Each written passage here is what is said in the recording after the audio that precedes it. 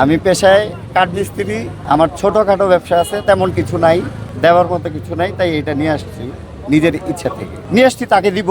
সে প্রধানমন্ত্রী হইল এই 17 আসনের, সে একজন এমপি প্রার্থী, আমাদের একজন মানুষ।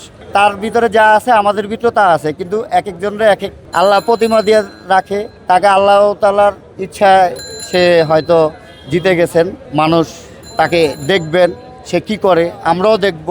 এটা যদি সে নেয়, আমি হয়তো আমার কষ্টটা সফল হবে, আর কিছু না, চাওয়ার কিছু নাই। ভালোবাসা তো অবশ্যই, ভালোবাসাটা না হইলে তার এটা আমি বানাইতে পারতাম না। আমার 4 থেকে 5 দিন লেগেছে। উনি আমার তেজগাঁয়ে যাওয়ার পরে আমি ওনার এটা আমি আরও আগে উদ্যোগ নিয়েছিলাম বানানোর জন্য, কিন্তু সময় হয় নাই। আমি অনেক কাজকর্ম ব্যস্ত থাকি, আমার মেয়ের নিয়ে সবসময় ব্যস্ত থাকি, সবসময়। আমি বিগত 30 বছর ধরে এই কাজ করি, আমি অনেক জিনিস বানিয়েছি জীবনে। তো এটা তো আমার মাথা থেকে অবশ্যই আছে, আমি অনেক জিনিসই বানাইতে পারি, বানিয়েছি। তো এটা তো আল্লাহর রহমতে আমি বানিয়েছি, এটা আল্লাহর অশেষ রহমান যে আমি বানাইতে পারি কিছু একটা, তাকে দিব। সে যদি নেয়, এই জন্যই আসছি।